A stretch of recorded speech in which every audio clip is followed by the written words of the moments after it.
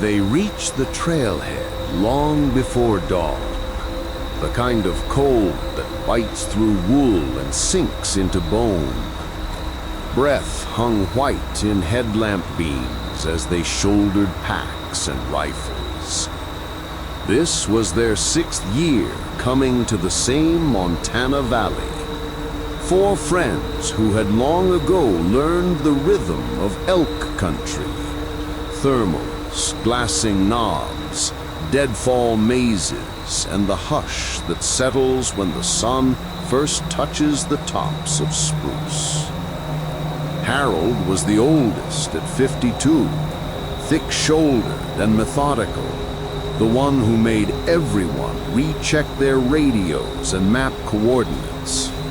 He hunted with a bugle tube he'd carved himself and sanded smooth, the mouthpiece wrapped in hockey tape. He didn't talk much on the drive out. He rarely did.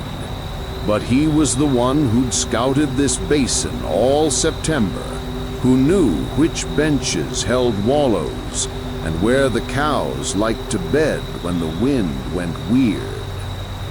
They split at the first ridge, 2 and 2, like always.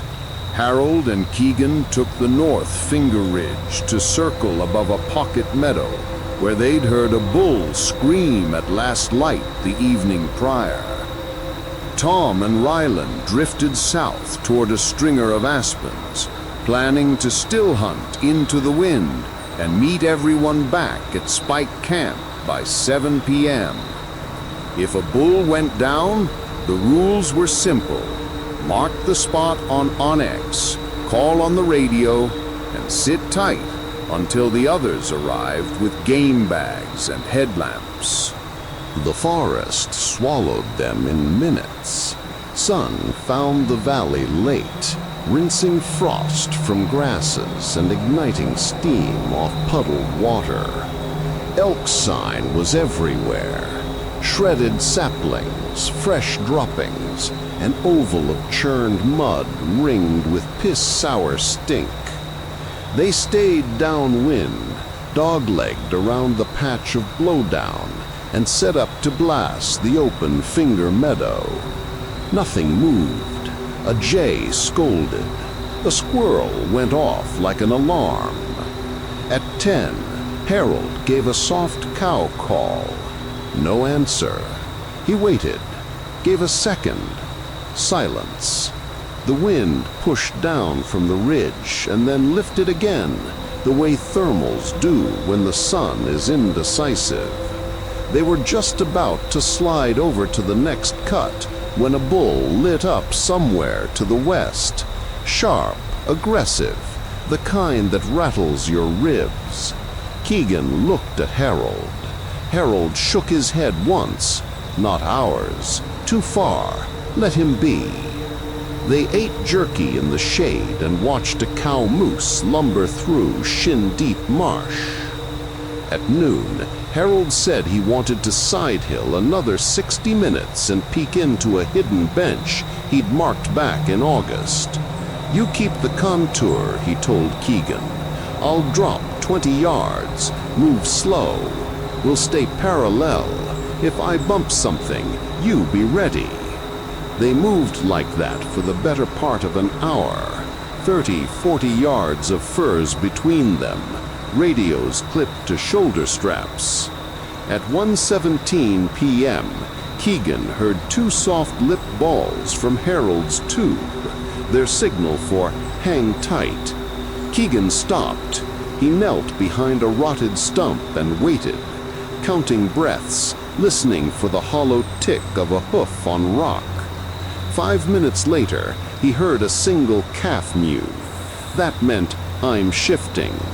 Keegan answered with a whisper click on his push to talk. Copy. Nothing followed. No footfalls, no branch pop, no wind drift carrying the musky ghost of elks. At 1:40, Keegan tried the radio. You moving? He asked. Static. He tried again. Static. Trees do strange things to radios. He waited, and the waiting turned into worry. By 2, he broke their line and eased to where he thought Harold had been. He found a fresh boot scuff, then another. A few yards downslope, an empty 308 brass that wasn't theirs, greened over for a few seasons of weather. Elk country is littered with old hunts. He called Harold's name softly. The only answer was the wind waffling in fir needles. At 2:20, he keyed his mic a 3rd time. Harold, come back. This time a crackle, then a fragment, then nothing. He told himself it was batteries. Harold always carried spares. He told himself it was terrain. This valley twisted signals like a snake. He worked methodically, scanning, checking every game trail that cut the slope.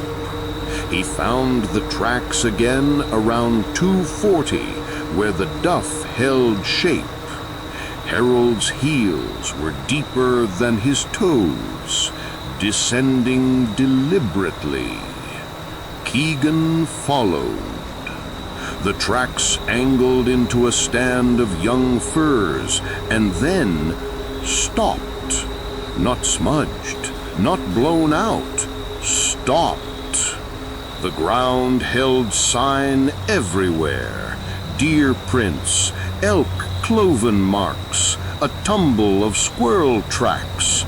But the 2 wide ovals of Harold's boot treads came to a patch of damp needles and then ceased, as if the earth had decided to unright him. Keegan set his pack down and walked slow, widening a grid, eyes raking the ground for any impression. A half hour later, he'd found one thing. Harold's bugle tube, leaning against the crook of a sapling, mouthpiece up, tape smudged with the oil of fingers. It wasn't hidden. It wasn't dropped. It was placed, as if someone had set it there and stepped away. He keyed the mic long enough to burn through the battery. Tom, Rylan, I need you up here now. Coordinates to follow. He forced longitude and latitude through a voice that wanted to break. He marked the spot on his phone and took 3 photos from knee height, each from a different angle, something to anchor the wrongness into proof. They made camp early that night, not because they wanted to, but because no one could think straight. Keegan sat with his headlamp off and listened to the dark. Elk called somewhere far below, thin whistles and chuckles that should have made him smile. They didn't. At 8:43 p.m., as the cold climbed valley walls, something inside the timberline gave one soft, perfect cow call that made Tom jolt upright. It came from 20 yards away, then 50, then from nowhere they could place. They answered with a mew of their own. Silence. When Rylan whispered, "Could be him," no one said the thing they were all thinking. A man can mimic an elk, and an elk can mimic a man, but both sound slightly wrong when you're listening for it. They slept in fits, the way you do when the tent feels like a lie you're telling yourself. Sometime in the night, a twig snapped by the hanging meat pole they'd never used. Sometime after that, Keegan dreamed of boots taking a final step and not finding Earth. At first light, they flagged down a pair of bow hunters glassing the opposite ridge and sent them to town. By midday, the county SAR truck rolled to the trailhead, and by late afternoon there were 3 dog teams and a helicopter slashing patterns over the basin. The 4 friends were split and paired with handlers. They walked slow, stopped often, and pointed at nothing like it might become something if they wished hard enough. The dogs followed Harold for just under 2 miles along the contour, noses up, tails throwing. At the young firs, the first dog circled and sat. The second dog did the same. The third dog turned twice in a tightening spiral, whined and lay down. Handlers exchanged the kind of looks people think others don't notice. They found Harold's day pack on the second afternoon, propped against the lee side of a blowdown, rain cover still cinched. Inside, a peanut butter sandwich in wax paper, an extra set of gloves, a spare radio battery, a headlamp with new lithium cells, a plastic bag with license and tag, and the hand warmer packets Harold always carried because his fingers got stiff when it dipped into the teens. Everything tidy, everything logical, and not one sign of a struggle on the duff around it. His rifle stood 30 yards away, stock resting on soft dirt, leaning against a spruce. Safety on, chamber empty. Harold was meticulous with firearms. He racked clear before crawling, before climbing deadfall, before stepping into thick stuff. But he never left a rifle out of arm's reach. No one does. Not in Grizz country. On the third evening, a wind came in from the west, high and steady, pushing ribbon clouds over the ridge lines. The helicopter banked and came low, the way they do when a spotter thinks he's seen something. A color that doesn't match, an angle in the brush that says bone instead of branch. It hovered for a minute, then climbed. False alarm. They found no drag marks, no torn fabric, no blood in the dirt. They found, over the course of a week, 3 places where a man might have rested. An oval in the grass, pine needles flattened in man length. None were conclusive. A bull can make the same, so can a cow moose. The valley played tricks with sound. One afternoon, Keegan stood with a deputy on a little knob and heard a bugle so close to his right ear he flinched. The deputy grinned and pointed across the basin to a speck moving 2 ridges away. He said, "Sound here don't go where you think." Hate it when it's a voice. On the 5th day, a volunteer on the south slope radioed that he'd heard someone calling for help. The line tightened around his position, so fast even the raven seemed to notice. The call came again, faint, twice, syllables separated by a long breath. Help! Here! When they reached him 20 minutes later, the only sound was needles whispering in wind. If it was a man, he did not call a 3rd time. If it wasn't, they didn't say what else it could have been. By day 8, the search footprint looked like a snowflake of orange flagging and boot-rutted lines.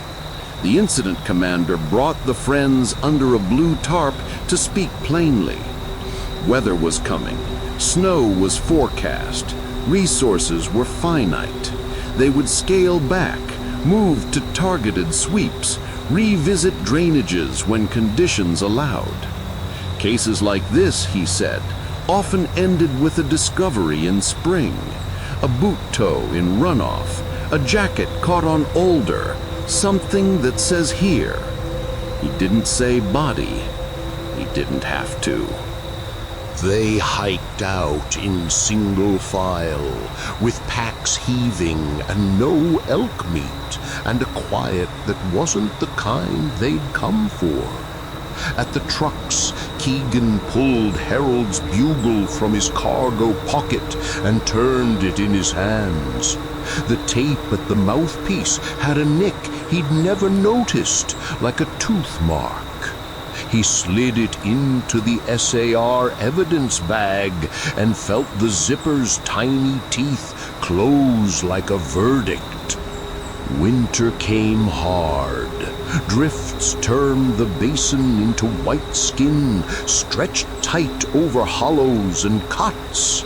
Coyotes stitched their stories on the surface, and elk punched holes through crust with two perfect toes. In March, a snowmobiler glassed the South Aprons with a spotter scope because he'd heard about the disappearance and wanted to be the one who found something, anything. He found sun and shadow and the cow and calf at a trot. He found nothing else. In April, when meltwater groaned in the creeks and the wind carried the smell of rot and thaw, a hiker found a single glove at the edge of a seep spring, soaked and heavy, palm out as if offered. It was men's large, black, the same brand Harold liked.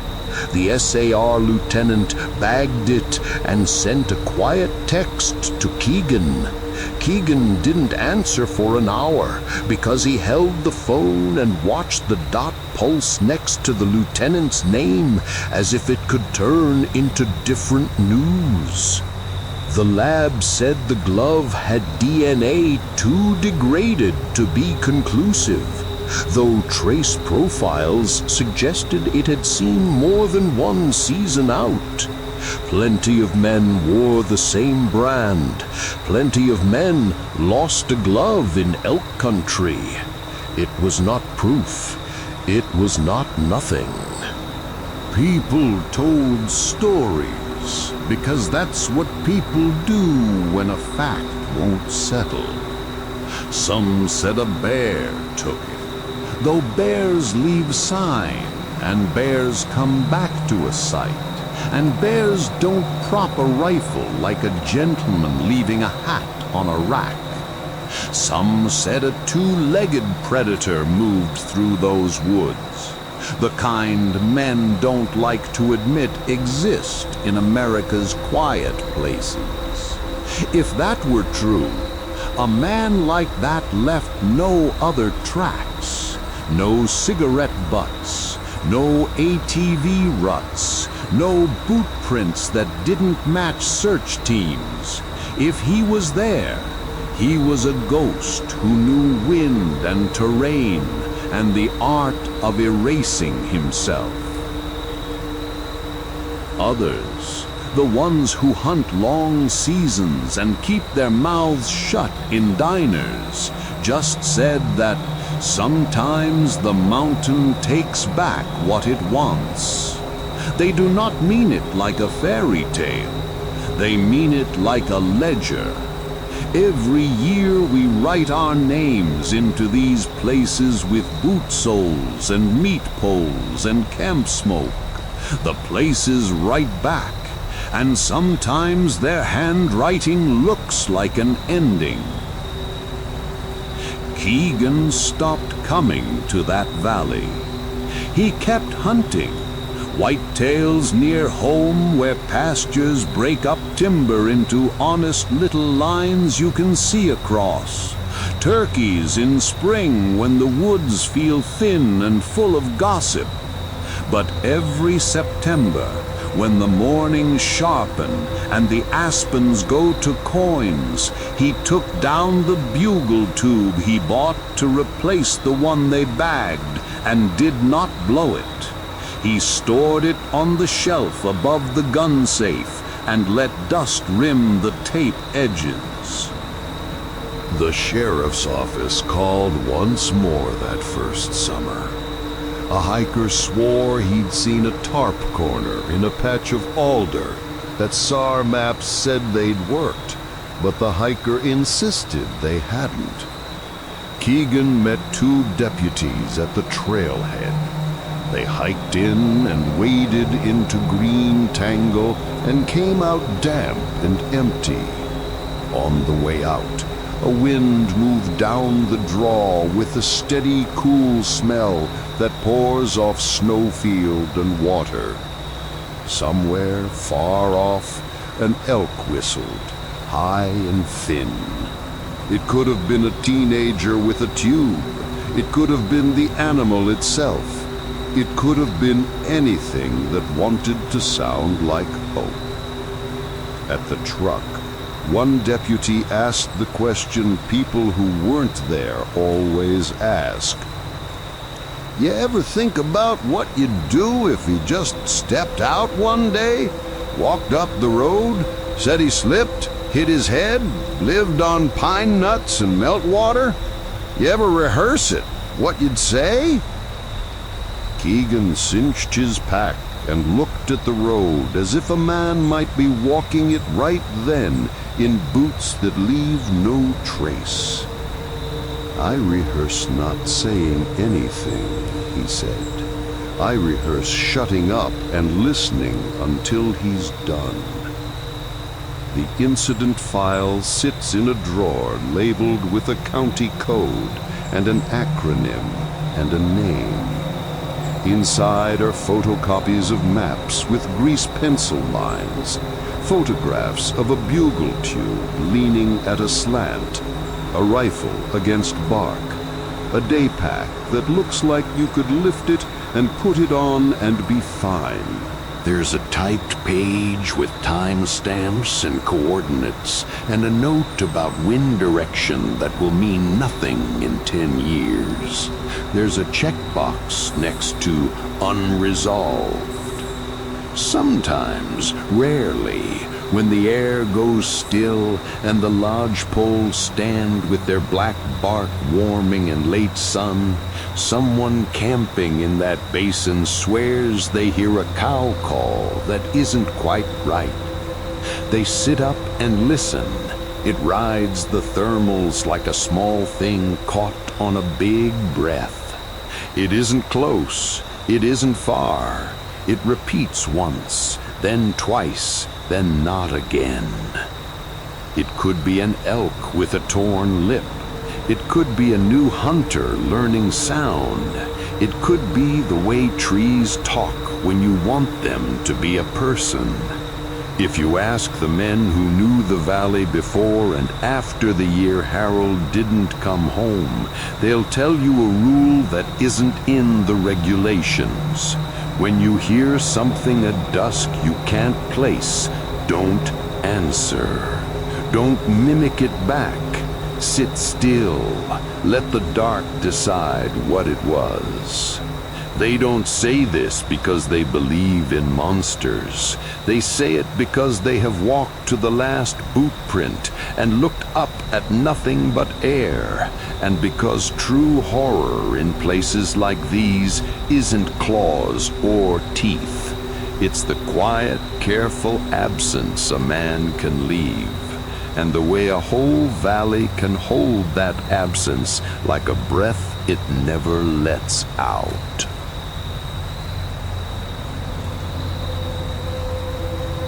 The woods in northern Wisconsin were still black when Matthew dropped his father off at the base of the ridge. Frost creaked under their boots, breath fogging the beams of headlamps. It was opening weekend of rifle season, a ritual they'd never missed in 15 years.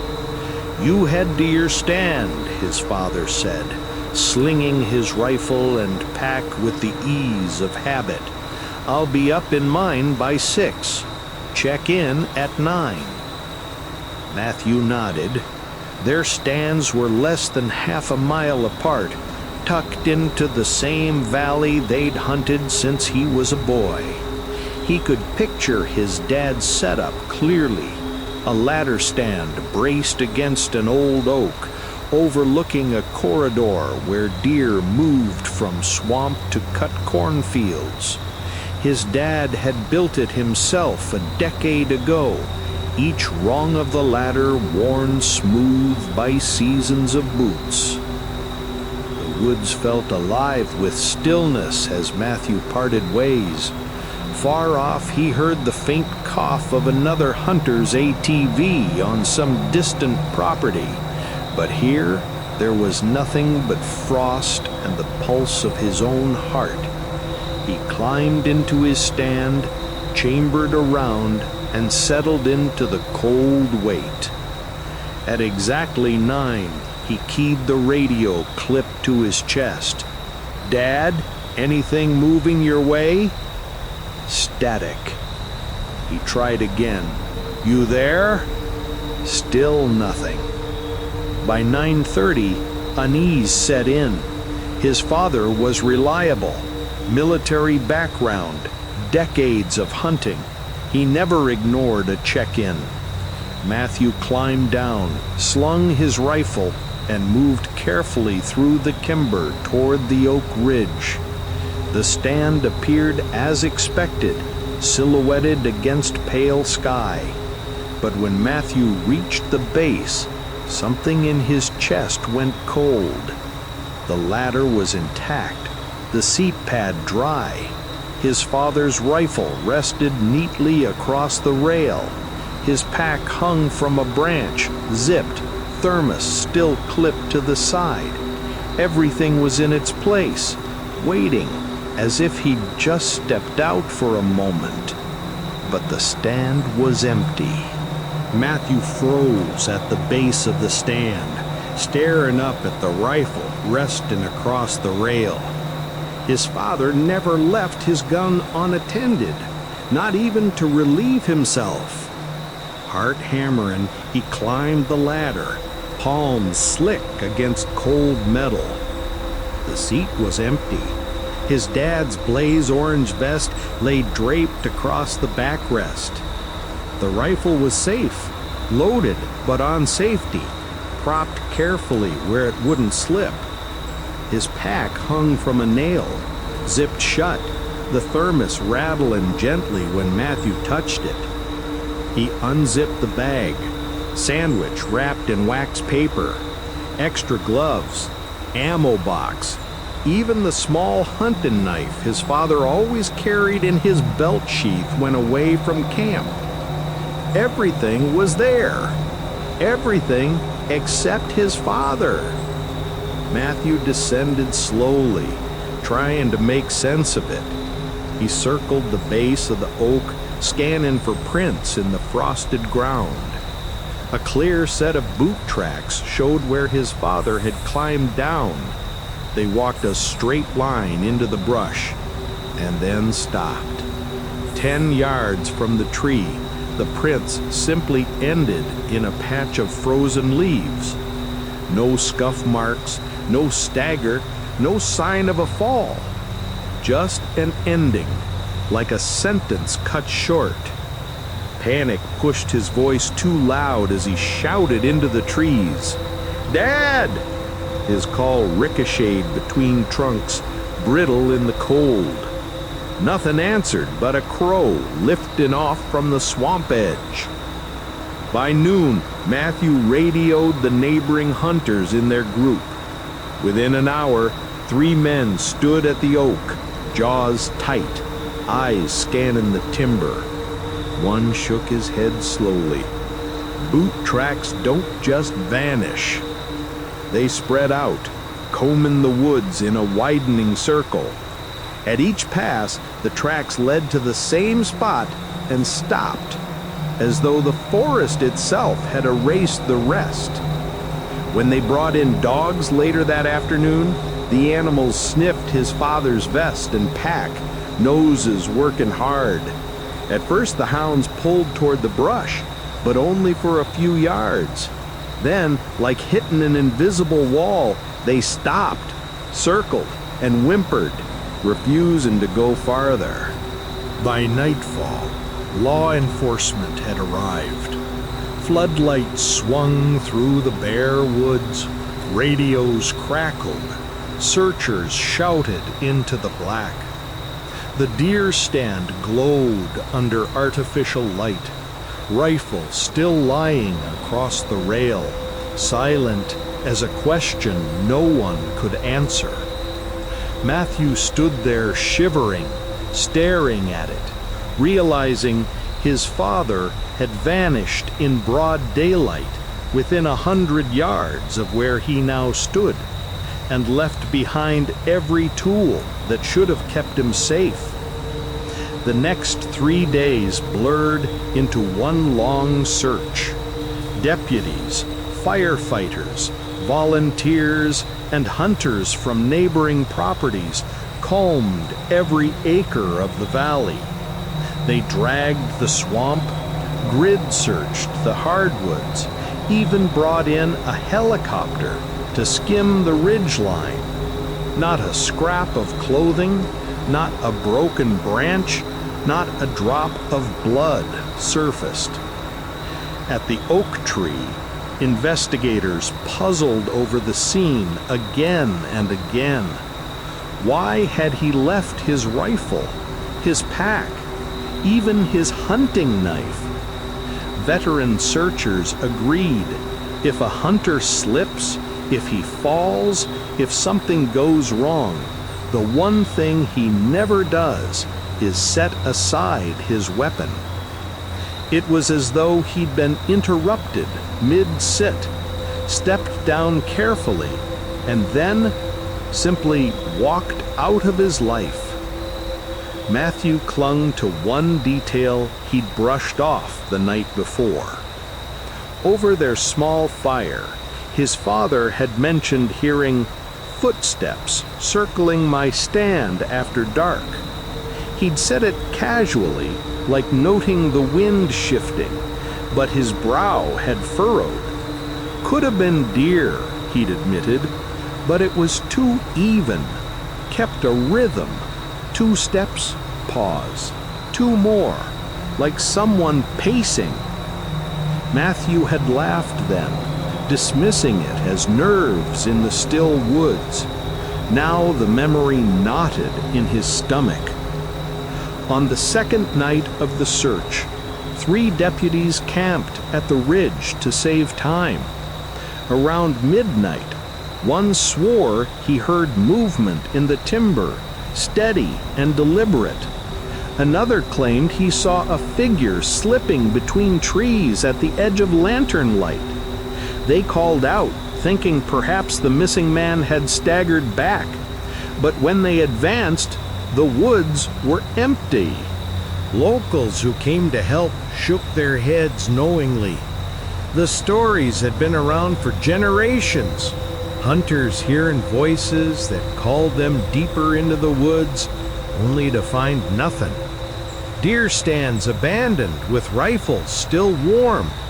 Some whispered of the mimic, something that borrowed a man's voice just enough to draw him off course. By the end of the week, Matthew's father remained missing. The deer stand became a grim landmark, yellow tape fluttering in the wind, the rifle bagged and logged as evidence. Searchers packed up camp, their faces lined with fatigue and unease. For Matthew, the silence was the worst. The woods that had always been their refuge now felt hollow, waiting. Each year when the season came back around, he avoided the valley, unable to face the sight of that oak and the empty ladder leading to nowhere. Weeks passed, then months. Snow buried the valley, covering every trail, every unanswered question. When spring came and the thaw revealed the forest floor, searchers went back, hoping for some trace. A boot, a hat, anything. They found nothing. The official report listed him as missing, presumed deceased. But Matthew never believed his father simply wandered off. He was too disciplined, too careful. A man doesn't step down from his stand, leave his rifle and pack, and vanish within a dozen paces. Hunters in the area avoided the ridge afterward. Some claimed that near dawn they'd hear voices echoing faintly through the timber. Just a man calling out, words stretched thin like radio static. Others said they'd come across small, neat patches of leaves, like someone had been standing still for hours, waiting. Matthew stopped hunting altogether. Every November, when opening day rolled around, friends invited him back, but he couldn't do it. The sight of an empty stand, a rifle leaning where it shouldn't be, haunted him too deeply. What remained was the image seared in his mind. The oak tree, the ladder climbing upward, the rifle lying across the rail as though its owner had only stepped away for a moment, never to return. Alaska bush plain banked low over a river of slate-gray water, tundra stretching endlessly in every direction. From above, Alaska's interior looked less like land and more like a living map of ridges, muskeg, and shimmering ponds. To the three men crammed shoulder to shoulder in the tiny aircraft, it was paradise, pure, untouched Caribou country. Brian had organized the trip, a week-long hunt in late August, peak migration. He was 39, a contractor from Idaho, known for his quiet confidence and relentless planning. His two friends, Sam and Eric, had hunted moose and elk with him in the lower 48, but Alaska was new territory. They relied on Brian's experience. The man had studied maps for months, logged GPS coordinates, and weighed every ounce of gear. The pilot dropped them on a gravel bar where the river curved like a scythe through the tundra. The nearest village was more than 100 miles away. The only way back was by radio call for pickup, weather permitting. As the sound of the plane faded into the sky, the silence pressed down heavy, broken only by the hiss of wind sweeping across the open land. They pitched camp near a line of willows, the smell of stove fuel mingling with damp moss. That first night, the horizon glowed with the late northern sun, refusing to dip fully below. Caribou trails stitched the ridges, and fresh droppings littered the ground. It promised to be everything they'd dreamed of. "Nothing out here but us," Brian said, sipping coffee from his tin mug. "No roads, no people, just the herd."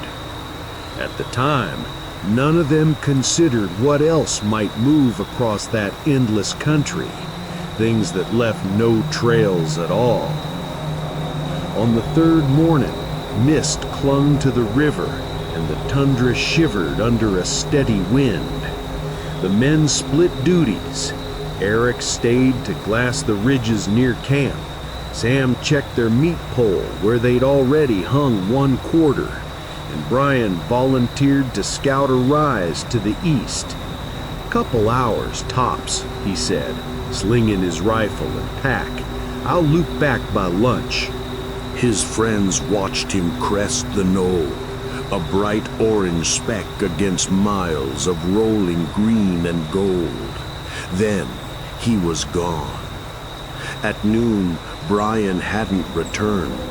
Sam and Eric weren't alarmed at first. Hunters lose track of time, especially when following game. By 2 o'clock, they hiked toward the ridge he'd taken.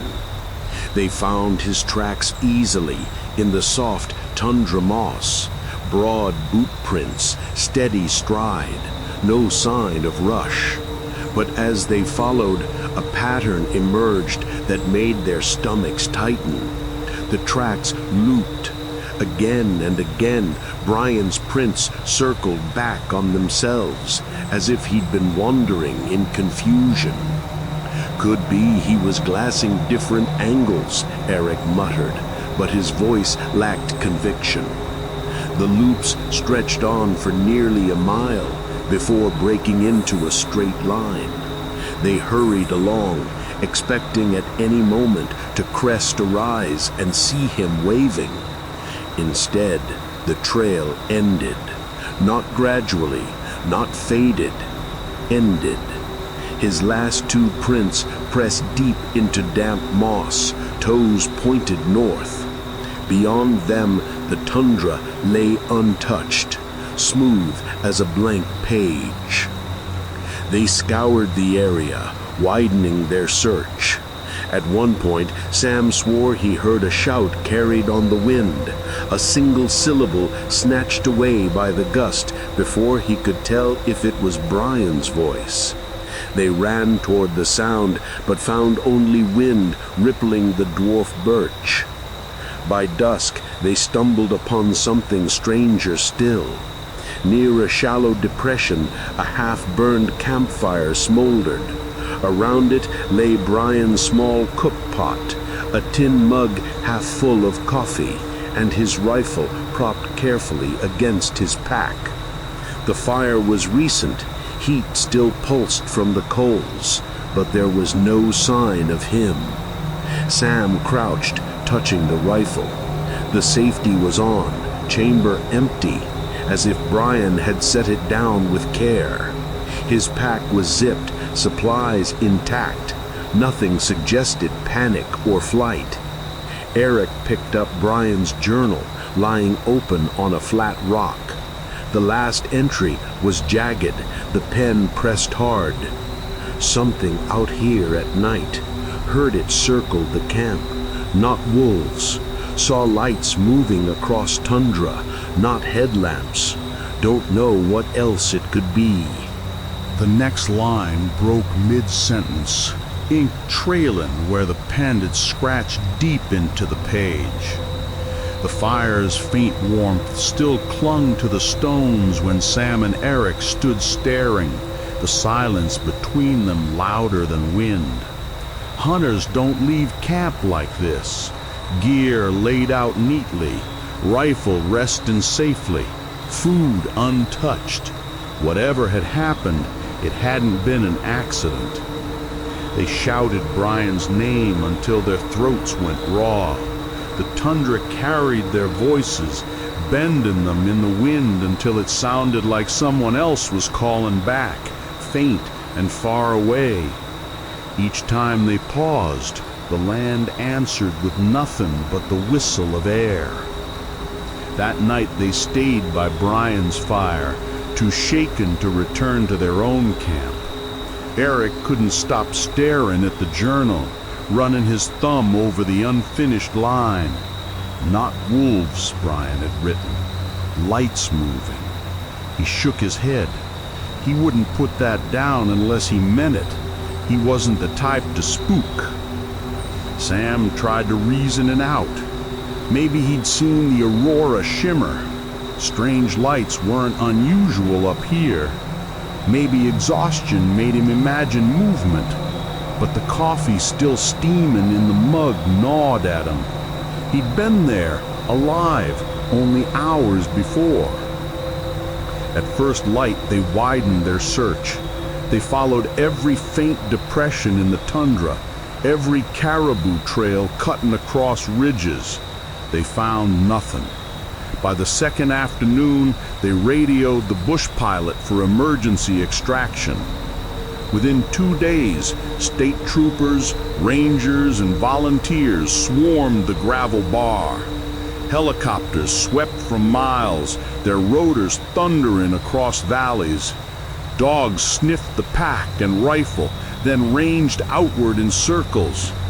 Like in the deer stand case back home, the animals pulled, then balked, whined, and lay down as if refusing to track further.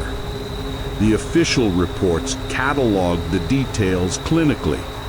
Backpack intact, food supply full, fire recently burned, no sign of struggle, rifle unloaded, safety engaged, journal entries shifting from calm to unsettled, final line incomplete. Unofficially, rangers whispered among themselves. The tracks looping over the tundra disturbed them most. Men don't walk in circles out there, not hunters who navigate by ridges, rivers, and a compass. Something had bent Brian off course, and whatever it was, it hadn't left sign of its own. The search stretched 6 days. Nothing turned up. Not clothing, not a dropped cartridge, not a shred of bone. The tundra gave back only silence. Sam and Eric laughed with heavy eyes, convinced something had followed them too. On their second night without Brian, they'd lain awake, certain they heard movement outside their tent. Slow steps circling, then stopping, then starting again. When they unzipped the flap, their headlamps revealed nothing but waving grass. By the end, they refused to speak of it aloud. The case file ended as so many in Alaska do: missing, presumed dead. But Brian's family received his rifle, his pack, and his journal, the ink trailing off mid-thought. If it comes close again. Those were his last written words. Autumn bled into winter, and the tundra buried its secrets beneath snow. When the thaw came the following spring, searchers went back. They swept the ridges again, dragged lakes with weighted lines, checked every willow thicket. Not a trace surfaced. The official story remained simple. Brian Morales, age 39, disappeared while caribou hunting north of the Yukon River. Harsh terrain, unpredictable weather, possible accident. Yet the men who had been there, the ones who walked his looping tracks, touched the warmth of his abandoned fire, and read the frantic ink in his journal, never accepted that explanation. Sam stopped hunting entirely. He told friends he couldn't stand the sound of wind and tall grass. It reminded him too much of footsteps circling in the dark. Eric kept hunting, but never returned to Alaska. He said he still dreamed of Brian's final words, that broken line etched into paper, "If it comes close again." Locals folded the story into a longer chain of disappearances, hunters who vanished without a trace in Alaska's interior. Some blamed disorientation, others silent ravines that swallowed men whole. But a few whispered of lights that drifted across the tundra at night, luring travelers just beyond reach, where maps and compasses failed. What remained were Brian's belongings, boxed and sent home. A rifle that would never fire again, a journal half filled with careful notes and then panic, and a tin mug that still carried the faint ghost of burnt coffee. And the silence of the tundra, so wide, so empty, that it seemed to breathe, with the memory of a man who walked into it and was never seen again.